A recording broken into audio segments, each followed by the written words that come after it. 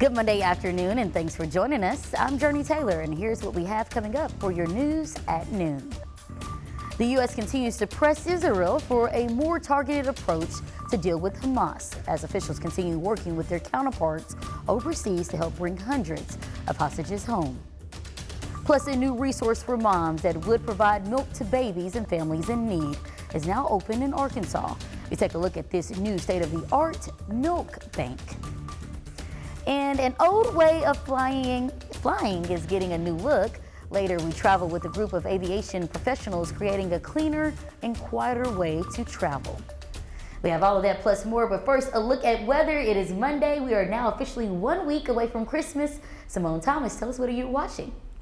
Now, we got a beautiful start to the week this week. We don't have any clouds in the sky. You can even see behind me on satellite. We did have a little bit of fog across southern portions of the state, but otherwise that dissipated once the sun rose. We're seeing clear skies this afternoon. Temperatures already in the 50s, 56 in Hot Springs and Little Rock. Pine Bluff checking in at 57. Camden to our south up to 59. This afternoon looking to see more of those temperatures in the middle to upper 50s, keeping those clear skies even through the night, where we'll likely see some very frigid temperatures that we're tracking later on in the show. So make sure you stick around, because we're also going to have that preview to Christmas weekend.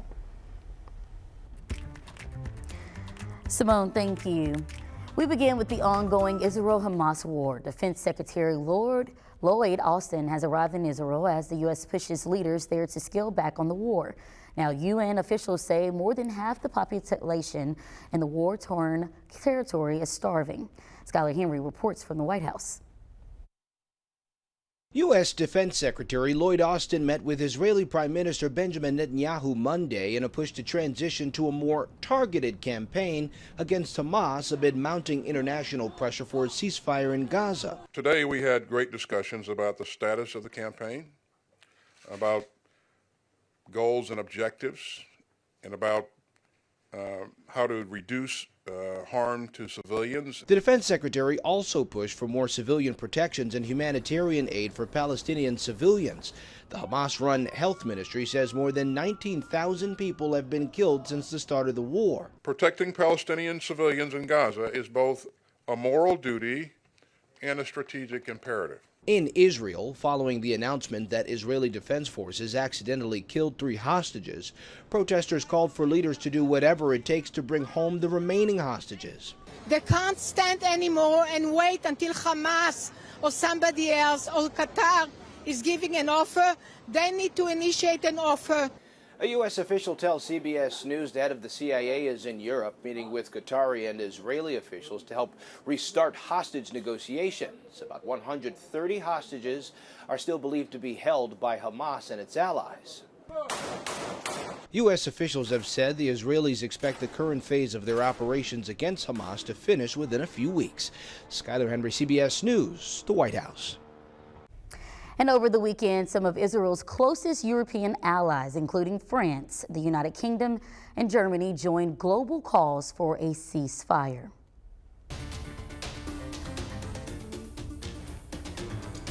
In a developing story, we should learn today if any charges will be filed following a deadly shooting over the weekend.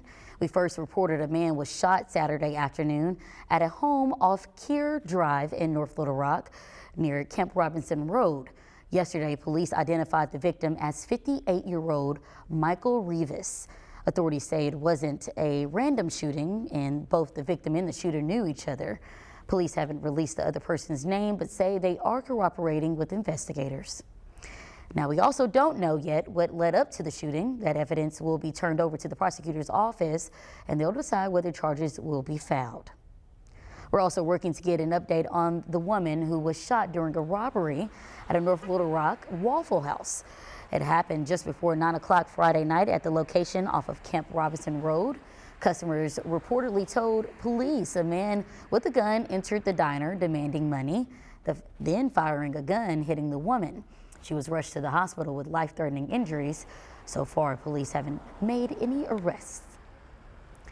A Pulaski County judge has issued a ruling in a dispute over health care reimbursements during the pandemic. 2 Little Rock surgery centers, which stepped in as temporary hospitals during the COVID crisis, were pushing for hospital-level payments from Arkansas Blue Cross.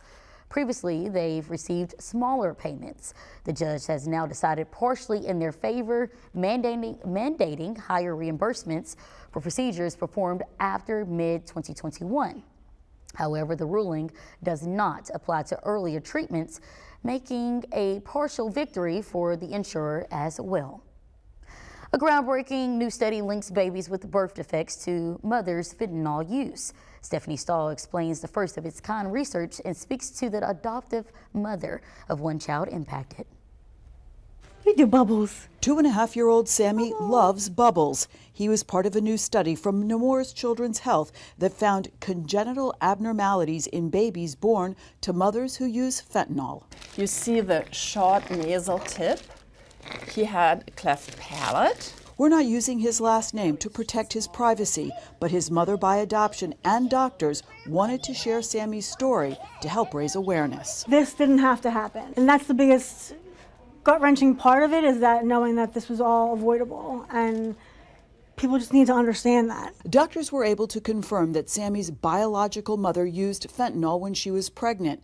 He's among 10 babies covered in the Nemours study with birth differences related to fentanyl abuse. These babies are born with birth defects, including a cleft palate that Sammy had.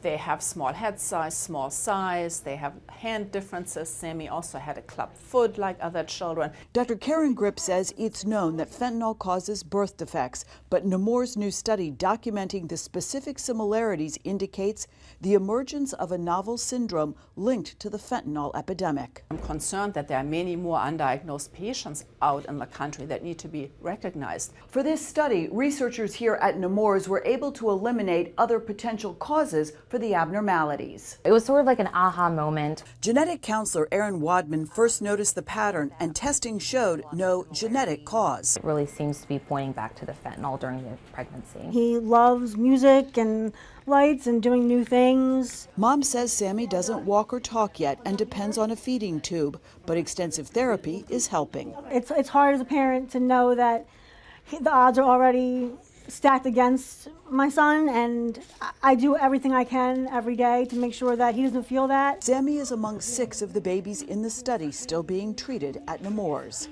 Stephanie Stahl, CBS News, Philadelphia.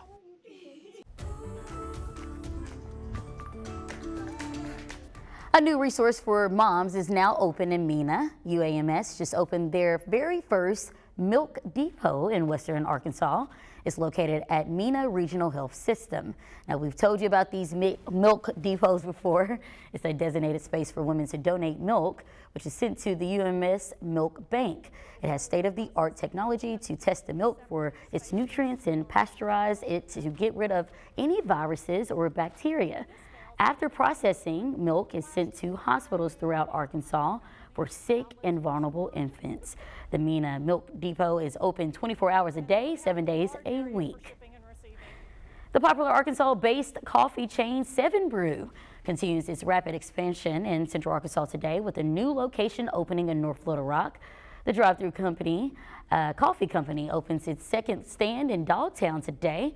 On your screen, you were seeing some of the video from another location, and they're all pretty similar. The new location is on the corner of McCain and JFK Boulevard with 2 drive-through lanes.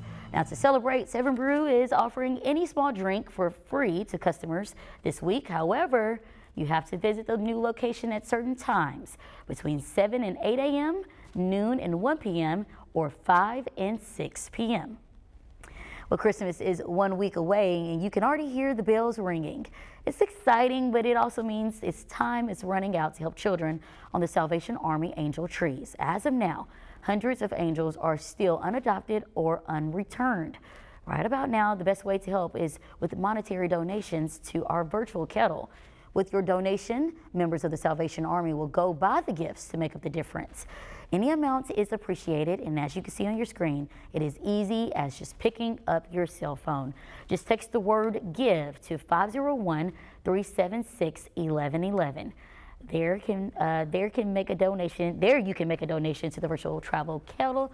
Again, text GIVE to 501-376-1111. A severe storm battles the East Coast, drenching more states in a foot or more of rain. Coming up, a look at where the systems are headed next and what this can indicate for local weather. Simone? Yeah, Jurnee, as we inch closer and closer to Christmas, everybody wants to know how travel is looking this weekend. I have what you need to know coming up after this break.